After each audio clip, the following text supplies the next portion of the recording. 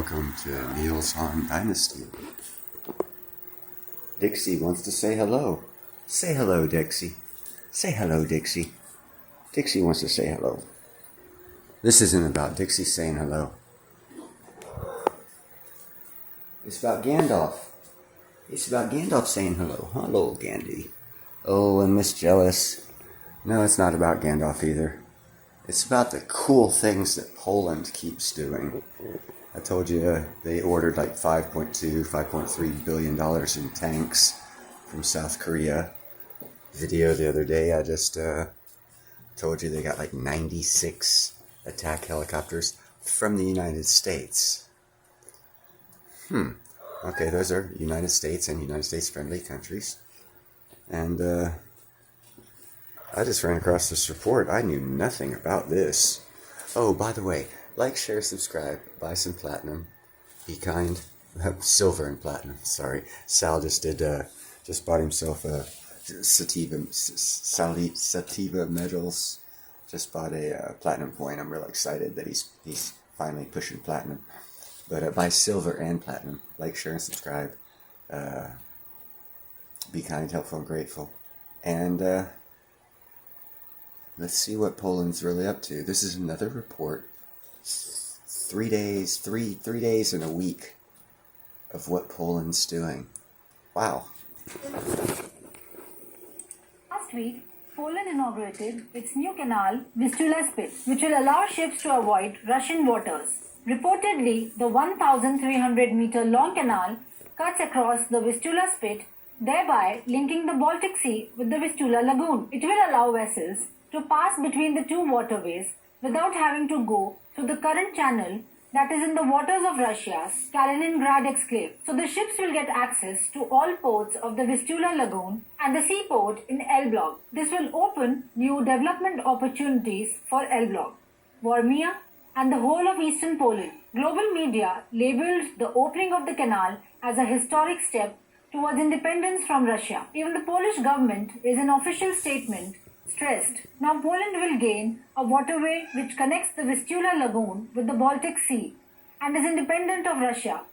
The canal will ensure Poland is safe and sovereign. But there is a difference when it comes to words and deeds. Undoubtedly, the 100-kilometer hassle that ships had to suffer to approach the Baltic Sea is reduced by the new canal. Curiously, within the Vistula Spit, something unexpected is taking place.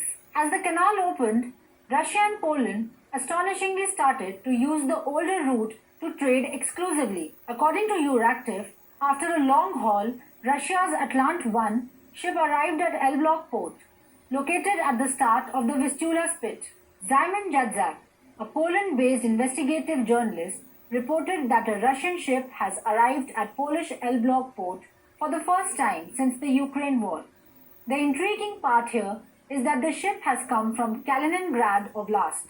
Since the ship sailed from Russia, it did not need to transit to the new canal. Furthermore, Atlant-1 is not bound to the sanctions that came to Russia with the ongoing war. According to one of the port's managers, Atlant-1...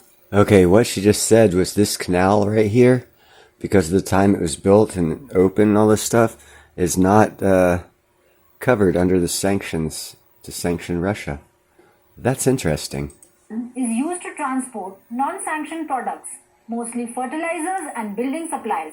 But no one has any solid idea about what it has delivered to Poland now. However, we might have a substantiated answer to that question. We just need to look into the past for that. Historically, the route was usually used for transporting coal from Russia.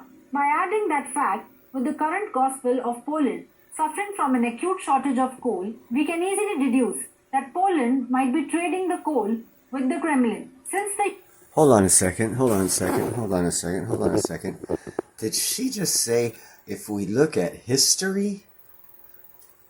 Oh my God, she's smart too. She must have got that book, anybookinhistory.com, that I told you guys about. Because if you look at history, it's like a revolving wheel. The wheels on the bus go round and round, round and round, round and round. You and I change, but the bus goes round and round and round. Nothing changes, only we change. The wheels on the bus continue to go round and round. Learn history It's got a little nuances to it. Place it on what's happening today. Perfect match.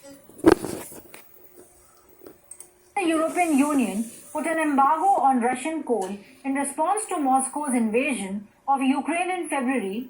More than 3.8 million Polish households that rely on coal for heating are now experiencing shortages and hefty prices.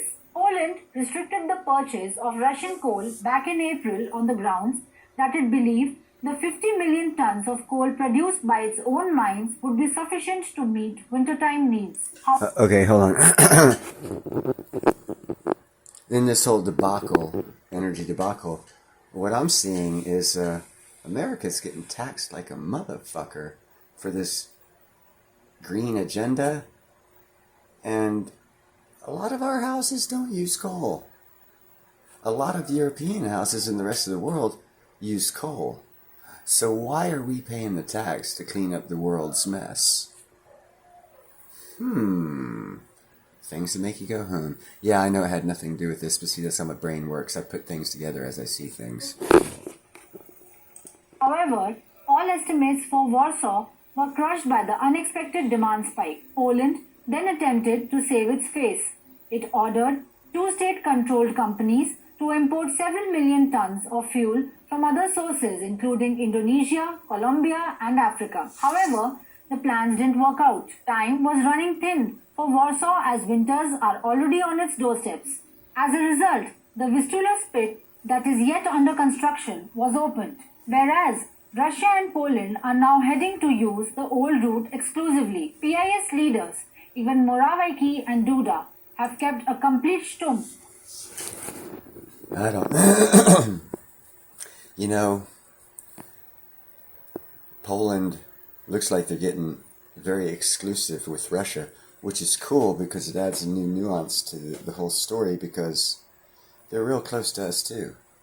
They just bought, basically, when they bought $5.3 billion in tanks from South Korea, that was American tanks, and they just bought 96 of our attack helicopters, being the world's second largest holder and user of the attack helicopters, whatever style they were. I don't recall the name of the attack helicopter.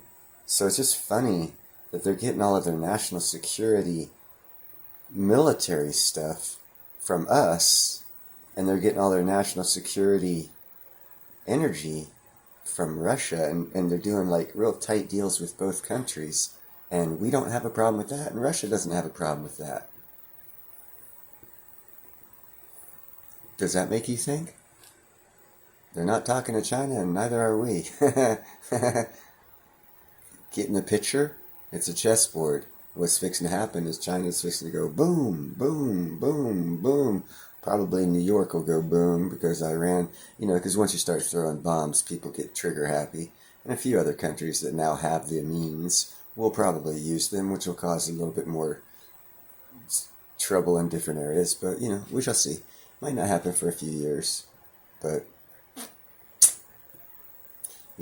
probably won't happen for a few years because they're not getting their tanks or their attack helicopters till like next year.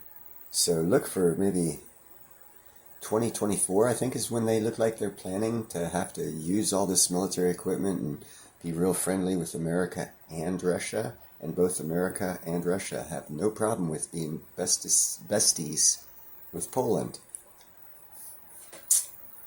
Look into this stuff, people. It's real interesting if you look into it.